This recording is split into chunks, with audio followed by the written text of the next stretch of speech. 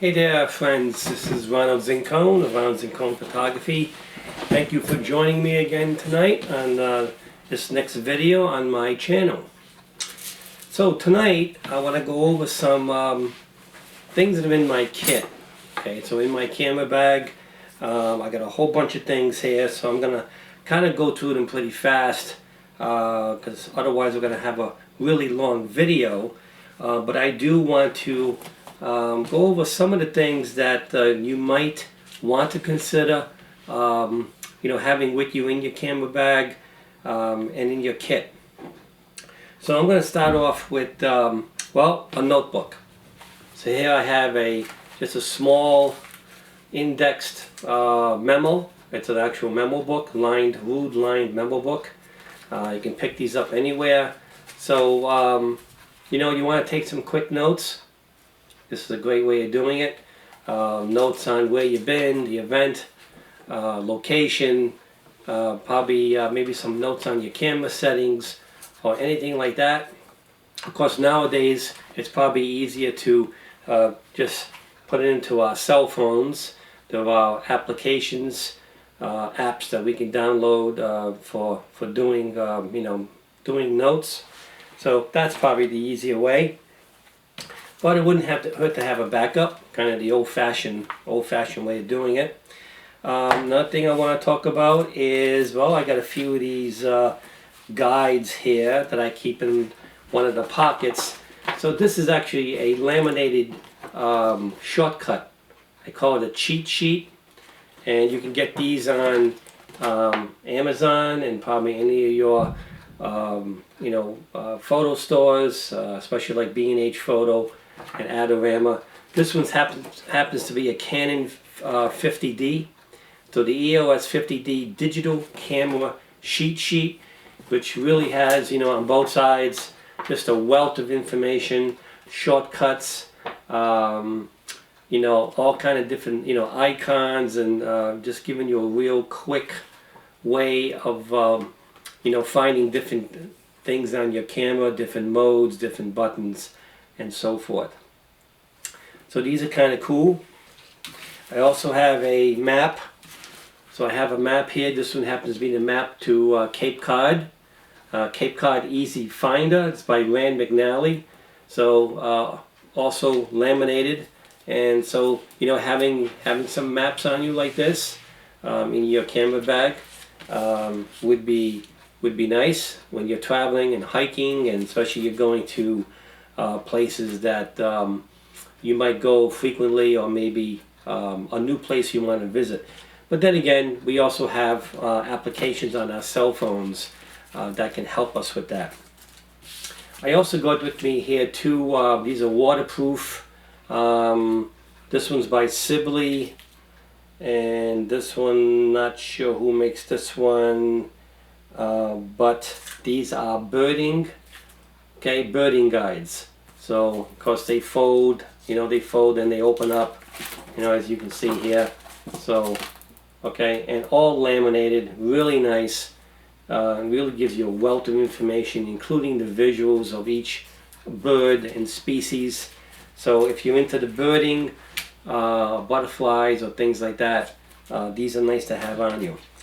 This right here is a Hoodman Loop.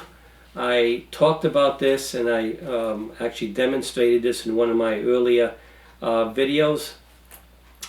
Please check that out. But this is a Hoodman Loop, and very, very nice. I really like it. It's a great way of covering the LCD screen on the back of your camera. Helps eliminate glare, especially during the day. You're trying to preview your image, and at the same time it has a focuser on it, so you can really tweak the focus and really do some critical editing on the back of your LCD screen. Okay, so Hoodman Loop. Okay, very good product. Okay, no brainer here. Remember, I also have another video that I've done previously about double up on everything, and certainly check that out. And so here, this is just an 8 GB SanDisk Extreme 3 SD card. So always double up batteries, memory cards, Okay, you never know. You need to double up. This here is a double bubble level. This actually goes and slides into your hot shoe on the top of your camera. Okay, so whether you have the camera landscape or you have it vertical in portrait position, as you can see here, you got double bubble levels, and that helps keep your camera nice and straight and your horizon line really straight, which is very important. Now, of course, there are electronic levelers or levels in your camera that's built in, so you can definitely use that too. Those might be even better, but this is a nice little gadget, you know, using levels. Here we have a headlamp. Okay, really like these things. So you put these on, and you see a lot of nightscape photographers use them. And this is an LED. And let's see what we got here. So we got, you can see the white light here. You can see that. So you press one button, you got the white light, and then you press another button and you got double white lights. And let's see what we got. And then it goes off. Okay, just a single light in the middle. So it kind of, you know, it's like a toggle switch. Okay, I don't believe this one has a red light in it. I might be wrong. I don't think it does. Okay, but some nice white lights, very bright. You can dim it, and what's nice about it is you can keep it right on your head. So now it's hands off. I can work with the camera, tripod, composition, and meanwhile this is giving me light, not only to see what I'm doing, but this is great for lighting up the landscape. So lighting up that foreground, light painting with light, you know, I can even do this kind of a thing. Okay, so light painting, in this case with a bright white light. Okay, so these are wonderful for that. This is an L clamp. Okay, and these are very nice too if you are trying to shoot, especially when using a long lens, a telephoto. It's got a lot of weight to it, and you've got it mounted on your tripod. So, you know, if you got a tripod that doesn't work as well, it's not as beefy, not as sturdy, rigid, sometimes your camera, the lens and the weight of the lens will actually start to tip down. It will start to sort of, you know, it will sort of slide. Okay, there'll be this movement to it from the weight, and so this is going to help you to lock in your camera. As you can see here, you'll be able to lock it into your quick release plate, and then now you have the camera in this orientation, okay, vertical or portrait, landscape or portrait, and therefore now it's easier for me to, it gives me much more stability on the mount, and I can keep my lens nice and straight. Okay, especially as I said, using a heavy long lens. Here a battery charger. This is the LCE6 Canon. So remember having a battery charger, maybe two. Here's another battery. I have a secondary battery here. Keep one always fully charged. The second one should be charging or fully charged. So as you use one, you have a excuse me, you have a backup. One gets depleted, you put the other one into the charger, start charging it, and then use the other battery. So always have backups. Tools. Okay, Allen wrenches, different small little mini screwdrivers, Phillips head, straight edge, you know, straight head. Then a whole other assortment. You can have several of these. I need these also for my dovetail mount, where there's certain, you know, devices that need to use where you need an Allen wrench for, so you need to have that with you. This here is the Zeiss, remember the famous Zeiss brand. So this just happens to be a Zeiss cleaning brush, okay, for your lenses. And then remember the rocket air blower. Okay, see, rocket air blower to clean your lenses, get the dust off. So this is a Giotto.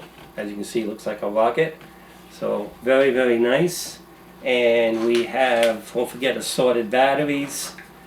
Okay, so you can see the size of these small ones here. Okay, and then the AA, and then the C size. So different batteries for what you need for power. Make sure again that you have brand new, fully charged, or used chargeable batteries. Here we have a shutter release cable. Okay, this is a shutter release cable. Works with remote triggers, and it features a 2.5 millimeter sub mini jack. Okay, so this is something that you might want to have an extra. As you can see, the sub mini jacks on both ends. So if you're using a shutter release that requires this, certainly have a backup. Okay, because things happen. Here's some Zeiss, some more Zeiss. This is an actual optical solution, so it's an actual spray bottle that you can use to clean your lenses. We talked about in another video, I talked about the Zeiss moist wipes that we take out, and it comes out, it's moist with the optical solution, and you can clean your lenses and all your other optics and LCD screens and your tablets, your cell phones, and so forth. But these are fantastic. You can get these in a box. Here we have the another way of cleaning lenses is to circular motions. This is your optical cloth, so make sure you get a official optical eyeglass cloth from your optician or from a pharmacy. Okay, and these are another great way. Don't use anything else but those optical cloths. Here's another battery. This is a button battery, A76 LR44, in case you need something that runs on these batteries. Alright, and so here the light, I have an actual, what they call this, a life gear. It's an LED light. Alright, and this, I don't know if you can see that, but see it lights up red. And then I can get it to flash. You see it flashing. Okay, and then here it goes, as you can see here at the other end, it's white. So it acts as a little flashlight. We can use it for red light for, amateur astronomy and astrophotography. So we need the red light to preserve our night vision. This can also be used as a little bit of a foreground, painting the foreground with light. And of course, when you go to flash it, and let's see if I can get that going right there. So right there it's flashing, if you can see that. So it's flashing on and off, so this makes sort of as a very good emergency flare, emergency warning light. Okay, in case you break down. This is a, if I remember, this is a media card case by Hakabuka. You see right here. And so this is a great device, tool to have to put in your memory cards. You can put them in, so this will store 4 of them, and this actually protects your memory cards from the environment, and also helps protect them from electronic or electrical discharges which could corrupt your cards. See, these are nice little cases to have. And then we have an assortment of lights. So again, for the astronomer, you can see that there in red. Okay, you can see it. So I'm painting the light, so we can use this to paint the foreground, light painting. Okay, so this is a real nice, push the button on the back to turn it on and off. It has a little clip, so you can clip it on. That's another device. Lens pen, I talked about this in another video. Lens pen on one end has the cleaner, okay, to help clean your lens, and the other end has the brush, okay, that pushes up and down, in and out. So a lens pen's very popular. We also have, don't forget, electrical tape. So a roll of electrical tape is important to have on you. Also gaffer tape. Okay, gaffer tape is fantastic. You can use that for a lot of situations. Maybe even certainly duct tape also. So have those with you. Here's another light. Get this up. Let's see here. It's actually just switch on the back. Okay, so you can see there's another light. Go on and off. Another way of actually painting the landscape. So all different, oh, it actually goes red too. So this gives me a white and a red light. So I can paint the landscape in white or red, and remember to use the red for your night vision. Here's another little mini light. Very, very small mini light, and you can see, look at the brightness of that, and this can really add a lot of light to your foreground. And it has a little keychain thing here, so you can hang this on your keychain. Okay, and then you got a whole bunch of other lights. Okay, these are mag lights, different versions here of mag lights that you can use. This is a bigger one, so different intensities. Okay, this one happens to have a rechargeable lithium-ion battery in it. Okay, so all different kind of lights you can get to give you light to work in night at night doing night sky, astrophotography. Also to paint the foreground. Okay, painting with light. Remember the red and the white lights. Okay, and that should pretty much do it. I went through pretty much a good variety of what's in my kit. So things to think about to have in your kit, and you know, very important items. And yeah, so I hope this has been informational to you, for you, and if you enjoyed it, again, please like and subscribe. Leave me comments. I'm really looking for comments. Let me know what you think. If you have any questions, I'll be happy to reply back. And please don't forget to subscribe to my free email newsletter that's on my homepage's website at ronaldzincone.photography.com. So thank you again, folks, for being a great audience, and I will see you next time.